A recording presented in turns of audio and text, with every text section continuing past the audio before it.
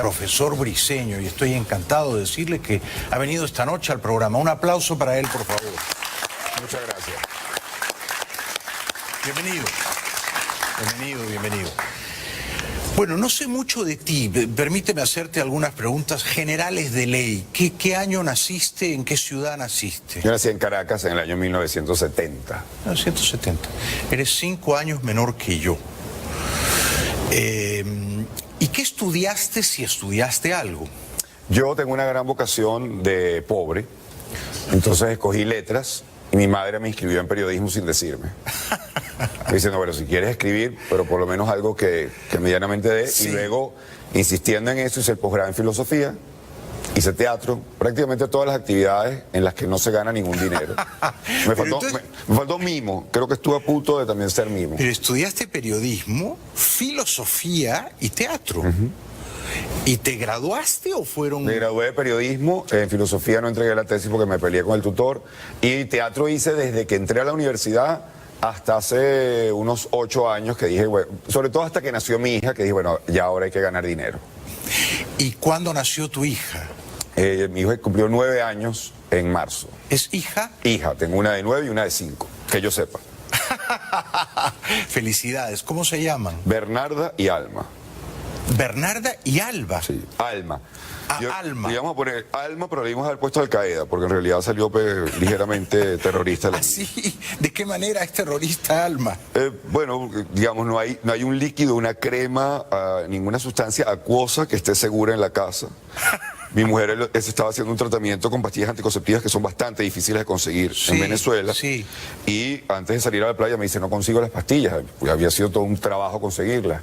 Y yo, bueno, vamos a buscarlas, tal. Y bueno, 1 hora y media nos tuvimos que ir. Cuando vuelve de la playa encuentra un platito de juguete con todas las pastillitas adentro frente a una muñeca. Y ella me dice, ¿esto qué es? ¿Tú le diste esto a la niña? Y yo, no, yo no le he dado nada a la niña. Estas son mis pastillas. Que además la sacó del blister que tiene la fecha. Entonces anuló el tratamiento completamente. Y yo le dije, no trates de buscar hermano como lo estás buscando, porque ya yo me hice la vasectomía, porque esto no te va a funcionar. ¿De verdad te lo hiciste? Sí, claro. ¿No te dio miedo? No, me llamó la atención la entrevista.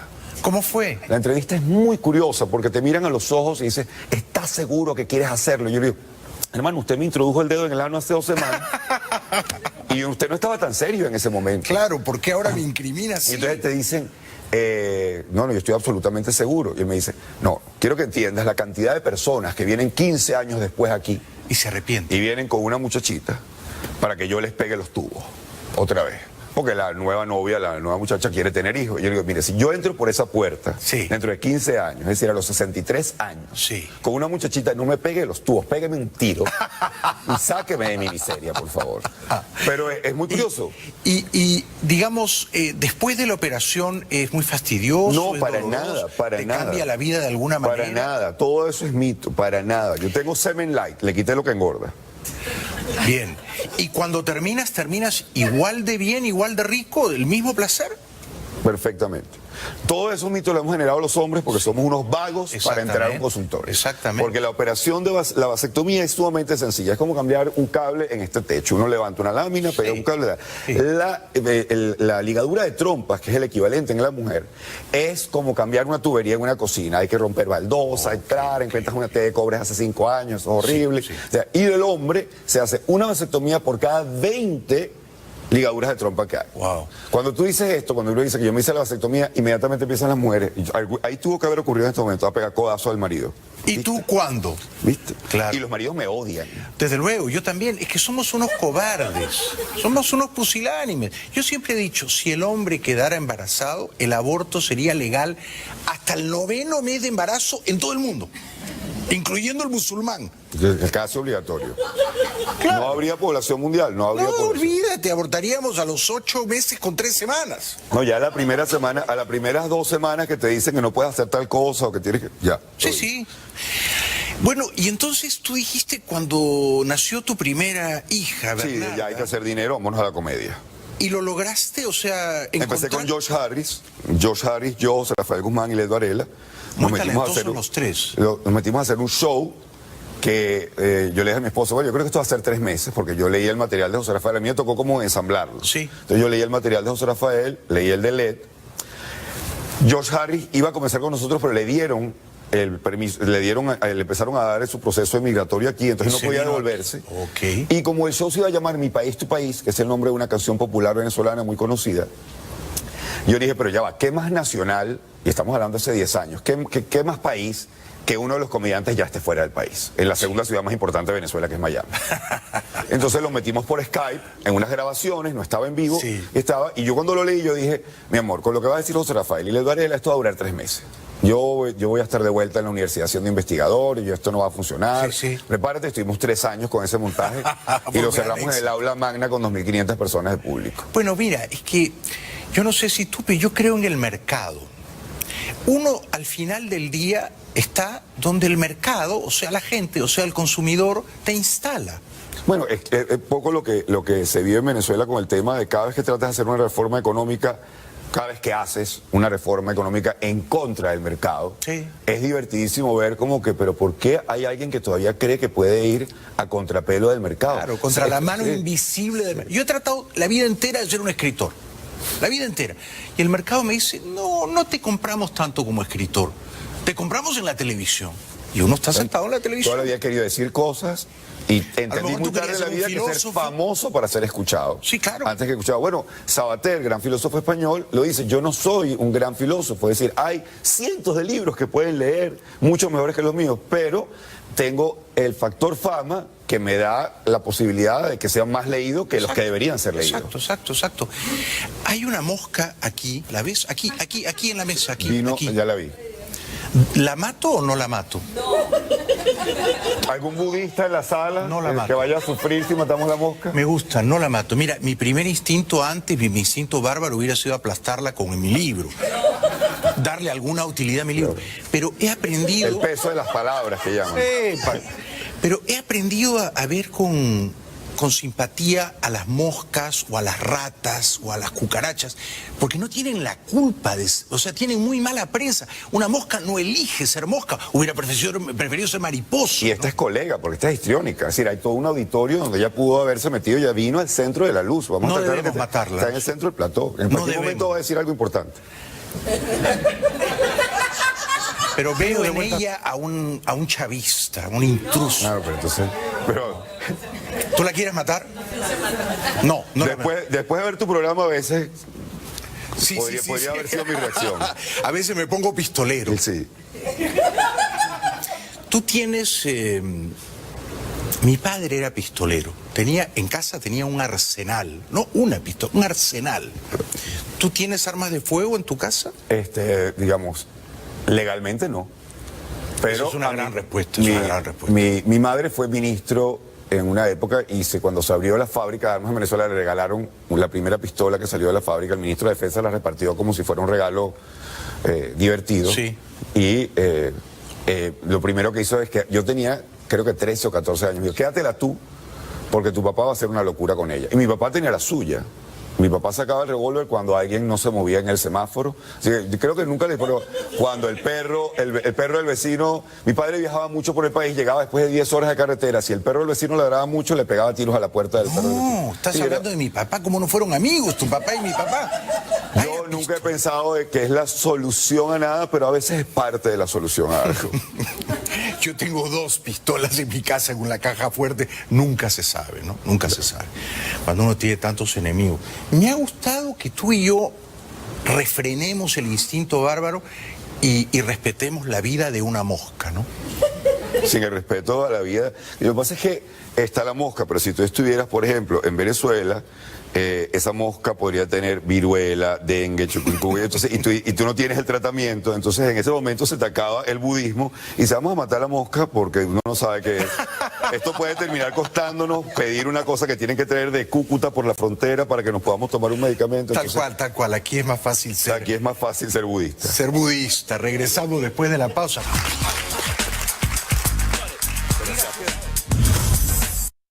Bienvenidos de vuelta al programa. Estamos conversando con el gran profesor Briceño, un genial humorista venezolano. ¿No habías venido antes aquí? ¿Cómo yo no me había Había venido con José Rafael Guzmán antes de la última entrevista que hiciste con José Rafael. Cuando vinimos con Mi País, Tu País, nos entrevistaste. Lo que pasa es que ese día creo que alguien te mencionó que yo había sido profesor de Reinas de Belleza y tú hiciste como que, ok, no me interesa el tema y... No, me porté mal contigo, lo siento. No, para nada, sino, digamos, te centraste en el show y en lo que estábamos nosotros hablando en ese ¿Y qué momento. les enseñabas a las reinas de belleza? Oratoria.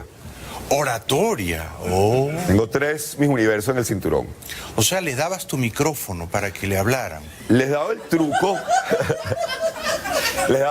Yo entré pensando que iba a dar algo oral, pero era otra cosa. No. Yo creo que lo básico que es enseñarles que lo que tú estabas comentando sobre Guaidó, es decir, la franqueza es la única herramienta que es irrebatible Sí. cuando estás hablando. Sí, exacto. Entonces, el error que cometen ellas y que comete mucha gente en medios y en política, tú lo sabrás hasta mejor que yo, es inventar algo que no tienes todavía en la mano, exacto. que no es tuyo, pero alguien te dijo, el truco es habla de esto, o el truco es al otro. Sí. Y yo creo que en esto no hay truco. Entonces, No. cuando empiezan a confiar en lo que tienen y asumen que lo que tienen es lo que tienen, no inventan una vida que no han tenido. Exacto. Esta Mi es trabajo era ese. la mejor escuela oratoria es no tener miedo de ser tú mismo. Y si eres un poco inculto o un poco ignorante, no importa, sé tú mismo. Omel Sousa, un tipo que ha dicho frente a las cámaras, ¿cuál es el último libro que ha leído? Y él le dice, yo no leo nada.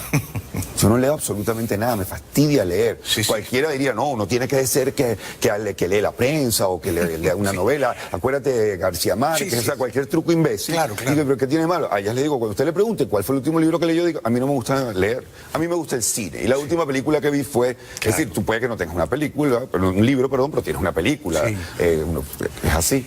¿Y alguna vez te enamoraste de una reina de belleza? ¿Eres enamoradizo? No, porque en el ambiente, o sea, digamos, cuando uno trabaja, yo vengo de dar clases en comunicación social durante muchos años y las mujeres en comunicación social también son muy Son bellas muy en mi país. guapas, claro. Entonces uno aprende primero a tomar distancia y llegaba un momento en que además uno se metía a lo que llamo yo el gen gay. Yo no soy gay, pero tengo la nacionalidad porque trabajé 8 años con Osmel. Me dio el pasaporte. Y aprendes a mirarlas, va a sonar horrible, como un caballo de carrera. Es decir, tiene estas virtudes, tiene estos defectos, es bueno en esto, es malo en esto, y trabaja, y eso es lo que garantiza el éxito. Sí. Eso no tiene nada más que ver con las mujeres. Si tú te metes demasiado personal con un alumno, pierdes la distancia que hace correcto. falta para ver cuando está cometiendo un error.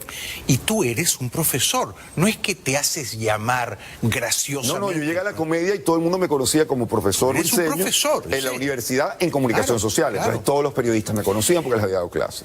Y dar clases, yo un semestre di clases en una universidad en Washington, en Georgetown, y había 2 o 3 chicas preciosas, pero en estos tiempos el profesor no puede mirar, no le puedes hacer una media sonrisa o una insinuación o decirle qué bonita estás hoy, no.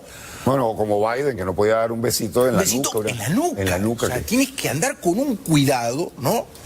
Y- Porque si no te linchan. Sí, pero también es lo que llaman moral signaling aquí, ¿no? Es la señalización moral, que tú para sentirte bien con quien tú eres, criticas cualquier defecto moral del otro Sí. y se han convertido en defectos morales. Bueno, lo de Biden era ridículo. Sí, totalmente. O sea, lo de Biden en un país donde el presidente viene de unas elecciones donde escuchamos en una grabación decir que agarraba a las mujeres por su órgano y tal, que Sí, sí yo, sí. donde hemos visto los escándalos de un tipo, bueno, Bill Cosby, etcétera, etcétera. Acaba de salir el documental Sí, sí. terrible de Michael Jackson, que a un hombre lo estén juzgando porque le daba un besito detrás de la cabeza, y a las mismas mujeres cuando la entrevistaban, ellas ni siquiera entendían muy bien No, de que ellos, bueno, no, sí, fue como algo incómodo, pero, o sea... Un disparate. Yo lo que quería era que me besaran la boca, yo no sé qué querían decir esas mujeres, pero... Claro.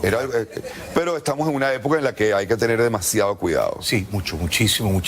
¿Y cómo conociste a tu mujer? ¿A qué se dedica ella? ¿Cómo se llama? Mi mujer y yo somos bastante distintos. Ella cree en los signos astrales, yo creo en los signos de puntuación. Nosotros fuimos novios una época. Ella era estudiante, fue alumna mía, pero después de ser alumna mía, fue tu alumna. fue compañera mía en teatro. Ok. Pues yo estaba comenzando, yo le llevo 3 años y ella se había cambiado de carrera, entonces me tocó de alumna, pero inclusive fue el único año en que yo me fui para España a estudiar, o sea que le di clase como 2 meses. Nos encontramos después, fuimos novios, el peor noviazgo. ¿Por qué? porque no nos llevábamos, no estábamos listos el uno para el otro. Yo siempre, lo peor de todo es que es la única mujer con la que he terminado mal. Entonces después, cada vez que nos encontrábamos, curiosamente yo estaba borracho. Curiosamente, no pasaba. Entonces yo me arrodillaba frente a todo el... Yo te quiero pedir perdón, porque tú eres la única mujer a la que yo he tratado mal. Con su futuro esposo, ya estuvo casado antes con otra persona, el tipo al lado, y el tipo decía, él siempre hace esto. Y dice, siempre hace esto. Y luego nos reencontramos en una obra de teatro que yo escribí, que se llamaba Queridas Psicóticas, sí, dedicadas a las mujeres, y ella vino a hacer el casting. Y desde el momento que entró al casting yo dije, ay, estoy en problemas. Qué genial, o sea que actuaron juntos esa obra, Querida. Bueno, yo era el productor, pero el actor principal que se besaba con ella al final, porque ella era la que quedaba con el tipo, no se eres... enferma para el estreno. No digas. Y el único que se sabe el argumento, porque soy el escritor y el director técnico, soy yo. ¿Pero se enfermó de verdad o se lo enfermó? No, se enfermó. Una araña como... Una araña. Y entonces tú nos tocó besarnos en el escenario, llevábamos saliendo... Qué lindo. A escondidas del grupo un tiempo, pero claro, cuando todo el mundo vio el beso, y saben que yo no soy buen actor, soy buen cómico, pero no buen actor, la gente dijo, ahí está pasando algo. Entonces, ¿Y estaba pasando algo? Y estaba pasando algo, efectivamente. ¡Qué genial! O sea que no es que la realidad imitó a la ficción, es que... Y la obra de teatro era sobre mí y la historia mía con las mujeres, menos ese personaje que era un personaje ficticio, como con quien quedaba el personaje que yo creé para proyectarme en mí mismo. ¿Y ella estaba casada todavía? No, estaba en proceso de divorcio. Sabroso porque uno estaba viviendo con una mujer casada y eso, o sea, ya estaban separados, pero los papeles estaban firmados. Hay ese sabor de estoy con una mujer casada, foto en selfie en Instagram, hashtag ella está casada, por supuesto. Mucho mejor. Y digamos, esto de curiosamente yo estaba borracho, ¿eras alcohólico o te emborrachabas? No era alcohólico, pero sí, yo no salía, excepto los estrenos y los cierres de temporada, porque de verdad era un workaholic del teatro. Eso sí, cuando salía un estreno o cuando venía de un cierre de temporada, bebía hasta más no poder. Claro. Pero lo tienes perfectamente para olvidar el teatro, para decir por qué sigo en esta actividad que me está chupando la vida, porque no estoy haciendo comedia. Pero lo que tú haces es condenadamente difícil, y lo sé porque yo lo he intentado. O sea, hacer humor con un público en vivo que ha pagado para reírse contigo es diabólico, es sumamente difícil, profesor. Hay dos cosas de la comedia que son características únicas exclusivamente de la comedia. La primera es que la comedia, el stand-up, no el teatro, aunque te parte del stand-up, es que es la única forma de arte que se ejecuta, se crea, frente al público. Sí. Es decir, tú puedes escribir una rutina de comedia, todo lo que tú quieras, y hasta que tú no la pruebas en un bar, en un local, tú no sabes nada. Claro. Entonces, esto no es como el chelista que está en un sótano ensayando y cuando ya tiene la cosa la presenta.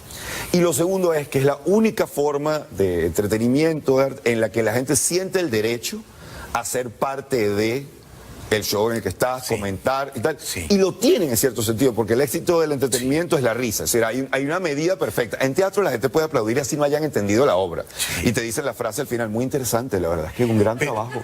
Un gran trabajo. Pero en un monólogo de humor, el público también es parte de la creación artística, ¿no? Sí, es como torear. Sí. Solo que la gente cree que cuando yo digo la analogía de torear, me refiero a que el torero es el comediante y el toro es el público. Y yo digo, no, el toro es el silencio. Y uno juega entre el silencio y el público. Sí, el toro es el silencio. Y el capote es como uno logra hacer ese equilibrio perfecto. Como burlas en silencio. Claro, como burlas en silencio, ¿no? No burlas en silencio sin que te mate, porque es tu herramienta. Sí. Tenemos que ir un ratito a la publicidad. Después de la pausa te voy a preguntar por qué no te has ido de Venezuela. O sea, por qué te aferras a vivir en Caracas, que me interesa mucho tu respuesta. Gracias. Buenísimo. Profesor Briceño, que consigue algo que es muy arduo, muy improbable. Siendo venezolano y viviendo en Caracas, apuesta por el humor y sigue haciendo humor, ¿no?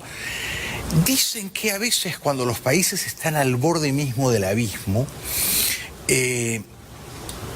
las artes florecen extrañamente. Los escritores escriben mejor, los pintores pintan mejor, los músicos componen mejor y los comediantes son más divertidos, ¿no? Somos enfrentados con los límites. Sí. La Barreratisca, lo mejor de su obra para mí está ocurriendo con los últimos textos que él ha escrito. Jacobo Borges, el pintor que está ahora en Caracas, que tiene ya una vida recorrida en el mundo y una obra con la que él podría ya simplemente retirarse, Sí. está haciendo ahora, reinventándose de una manera increíble. El humor, pero nadie les dice, ay, el país cayéndose y tú pintando. Nadie. Al contrario. Y a ti te dicen, ay, el país cayéndose y tú haciendo sí bromas. lo hay, porque de alguna manera se parte de la idea de que uno contribuye a la evasión de la realidad. Pero esa evasión es absolutamente indispensable para seguir respirando. La política es tóxica, uno a veces tiene que reírse de La vida no puede ser Twitter. O sea, si uno abre Twitter y pasa el timeline, No. muerte, destrucción, hambre, muerte, destrucción, No, locura, muerte, y uno cierra el Twitter y está cantando los pajaritos. Y uno ya va, pero... O sea, Claro. ¿dónde vivo? ¿Aquí o vivo aquí? Uno vive en ambos lugares. Es Yo no necesario. vivo en Twitter. ¿Eh? Y además a mí me gusta el humor como una forma angular de ver la realidad, Claro. con lo cual termino criticando. Por ejemplo, yo tengo una rutina, no voy a echar el chiste completo, donde hablo de que a mí me parece un exabrupto que el homenaje que se haya hecho a Hugo Chávez haya sido un ballet. O sea, cuando se murió Chávez, hicieron un ballet, que lo pueden buscar en YouTube, de No verdad. sabía, no Se sabía. llama De Arañero a Libertador, un video para la próxima semana del cual vas a disfrutar. O sea, y además una gente tratando de hacer ballet con botas militares, porque obviamente hay militares en la obra. O sea, hacer un demi-plié con bota militar ya es comedia. Eso es verdad, profesor. Es verdad, es verdad. Y aquí vamos al reto de uno. ¿Cómo hago yo comedia cuando la realidad es que existe? Entonces, bueno, mi punto de comedia fue, yo hubiera hecho un musical. Chávez era un tipo grandilocuente, Chávez le hubiera encantado un musical. Daba para un musical. Daba por un musical, de hecho, presento la escena final del musical, la ¿Y camilla y tal. qué Y es la gente reaccionaba al principio como, no me vas a decir que estás defendiendo a Chávez. Y luego, ahora entiendo qué es lo que estás tratando de mostrar. Claro. ¿Y qué es arañero? Arañero es que él vendía unas arañitas que son un dulce. Ah, ¿ok? vendedor de Y dulces. él le decía que era el arañero. De arañero a libertador. Qué disparate. Bueno, yo tuve una infancia muy tierna. Sí, sí. Y te había anunciado esta pregunta. ¿Por qué no te has ido? ¿Por qué eliges quedarte? Y sobre todo, ¿cómo es tu vida? Un día normal de tu vida allá en Caracas. Bueno, en Venezuela, en Caracas no hay días normales, aunque Caracas está teniendo días un poquito menos anormales que el resto del país porque han tratado de aplacarla, pues manteniendo la electricidad y el agua lo más posible. Cuando empezó la gente a protestar detrás del Palacio Presidencial, se dieron cuenta de que, porque hay toda una forma de hablar en la que dicen, las protestas nunca pasan del este al oeste.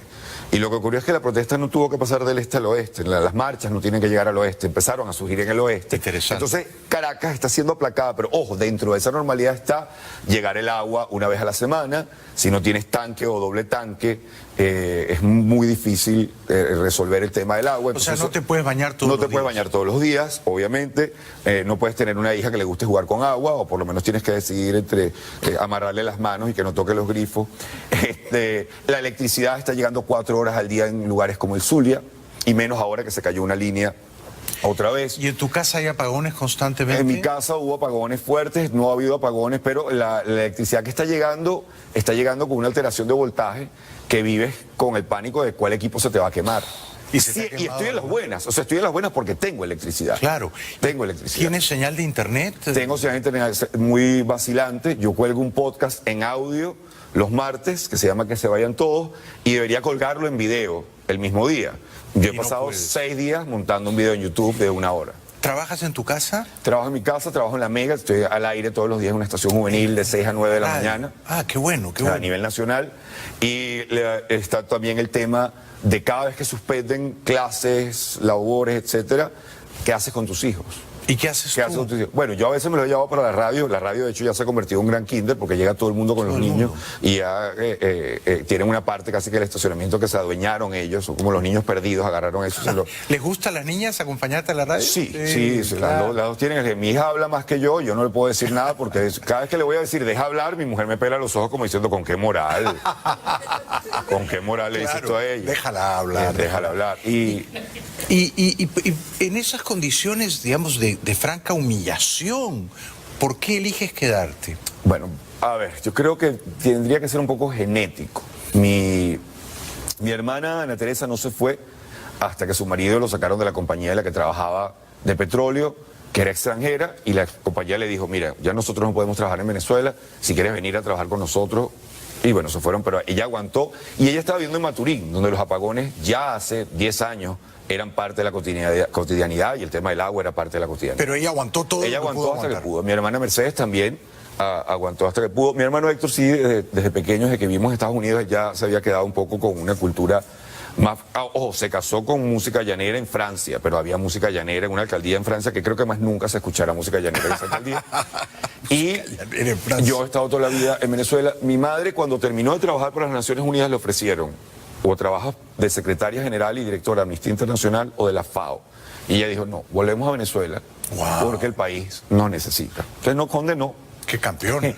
Sí, y llegó a ser senadora por el Distrito Federal, trabajó como ministro de Caldera, en el primer gobierno, en el segundo gobierno de Caldera fue de las que estuvo en contra de la amnistía total con derechos políticos para Hugo Chávez, fue una de sus grandes molestias. Sí. O sea, tú puedes, lo que pasa es que a la gente se le olvida que todo el mundo en ese momento estaba, sí, claro, quería a favor de la amnistía. Claro. Entonces, cuando se introducía un elemento de racionalidad, porque mi madre decía, está bien, pues la amnistía, pues te va a hacer popular, está bien, pero no le des derechos políticos. Pero que no puede ser nunca candidato a la presidencia. Exactamente, no le des Y derechos quedaba políticos. como la aguafiesta, Claro. la odiadora. Exactamente, por gente que hoy en día supuestamente son los adalides del antichavismo.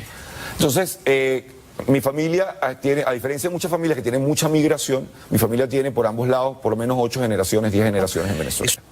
Mi tatarabuelo le dio a Bolívar caballos para que cruzara los Andes en la campaña admirable. Entonces uno tiene como un tema allí de entrega. Claro. Y eso que yo no soy nacionalista. A mí la palabra patria de verdad me va de rabo. O sea, me parece que es una excusa que se utiliza muchísimas veces para que la gente haga las peores cosas posibles.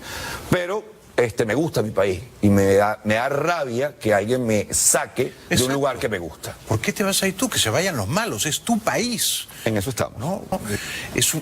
Si tú lo sientes como un mandato genético y familiar, me parece genial que te quedes. Sí, y vinculándolo con la risa, Suheir Hamad, que es una poetisa siria que habla de la locura a la que quiere meter a todo el mundo cuando ella dice, yo no voy a bailar al son de la rabia, yo no voy a bailar al son de la furia, de la guerra, de la muerte. Dice, mi aliento, es la palabra final de su poema, mi aliento es más fuerte que ustedes. Y yo digo, mi risa es más fuerte que ustedes. Qué buena frase, un aplauso para el profesor Briceño. Absolutamente, regresamos después de la pausa con el profesor Briceño. Linda esa frase.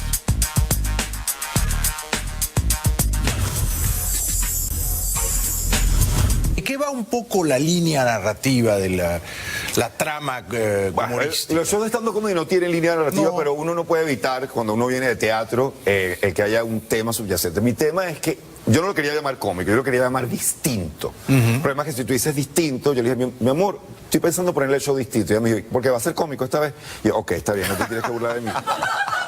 Pero tú dices distinto, también es la manera como se refieren las madres a los feos, ¿no? Hijo, tú no eres feo, tú lo que eres es distinto. Sí. Entonces, la palabra, pero Sí, para mí sí, tenemos un mal uso de la igualdad. Yo estoy en contra de la igualdad. La igualdad. O sea, yo creo que hemos exagerado el tema de la igualdad a unos niveles irracionales. ¿Por qué crees eso? Porque todos somos distintos. Porque tú llegas, a mí me escribió un amigo y me dice, si vas a venir a Miami y visitas a la familia, acuérdate que a mi hijo hay que decirle niñe. ¿Por qué? Yo he leído sobre esto, yo sabía, pero yo me estaba haciendo el idiota, ¿no? Yo, sí, pero ¿por qué? Porque bueno, porque no lo estamos criando para un género o el otro. De hecho, se llama Abele. Y yo sé por dónde va, pero yo me hago el idiota. Digo, pero él ha dado algunas señales, es decir, se empezó a poner ropa de mujer, Sí, con los sí. comportamientos. Ojo, que si lo hace, yo soy el primero que abogo por acompañar su cambio desde el supuesto. principio. O sea, por favor. Sí. Porque mi tema no es de derechos, mi Sí. tema es de cómo imponemos la igualdad. No, pero nos parece que el género es un constructo social. Y yo, no, lo lamento, hombres y mujeres son genéticamente... Bueno, primero todos somos genéticamente distintos. Sí, claro. Yo tengo una amiga, una comadre, que es madre, familia, mujer, y la hermana gemela es lesbiana. Claro. Y a la hermana no la secuestraron las mujeres de la isla de la Mujer Maravilla. Claro. O sea, se la dieron a Lesbos y le enseñaron a usar el arco y la flecha a la tierna de 2 años. Crecieron en la misma casa y son Claro, distintas. nació así, claro. Y son encantadoras. La gente toda es distinta. Pero decir que hombres y mujeres distintos es un nivel de locura. El cerebro del hombre es como... ¿Tuviste Superman? Sí. ¿Tú recuerdas la cueva de Superman que él tenía como unos cristales que ponía? Sí, sí. Pero así somos el cerebro del hombre. Tú pones un cristal, un solo cristal, trabajo, y él está allí, trabajo. Mira que los niños ya va. Los niños. Y si tú estás hablando con él mientras él tiene el puesto de cristal de trabajo de los niños, él no escuchó nada. Sí, sí, él no escuchó nada. La mujer no, la mujer te discute por algo y nunca te está discutiendo por lo que te está discutiendo. O sea, el plato que lavaste mal en realidad es que no te la cogiste bien anoche. O sea, siempre es como un chicle, es como una pelota de goma que rebota aquí, luego llega acá, me pega en el ojo, luego le da a tu hermana. Es complicado. O sea que ya, de todo eso va lo de mañana. Va el tema de la vasectomía, el hecho de que no somos iguales, que abracemos además la diversidad. ¿Hasta cuándo? Pero fuiste a la casa de tu amigo y le dijiste niñe. No, le dije, no, yo no voy a pasar por la casa, porque es que no lo voy a poder evitar. ¿Y a ti te gustaría que yo te dijera profesore? No. No. No, porque además... O sea, estás cómodo siendo profesor. O sea, claro, pero entonces viene este nota que hay que decir trabajador y trabajadora. Y uno puede entender que ciertamente el género, el que nada más usa el género masculino para describir a los dos géneros cuando se utiliza en ciertos momentos, puede tener su influencia. Pero de allí al extremo. No, decir todos y todas. Todes. Y todos. Ya llega un momento que dice, hermano, termina de decir lo que me vas a decir y vete para tu casa. Sí.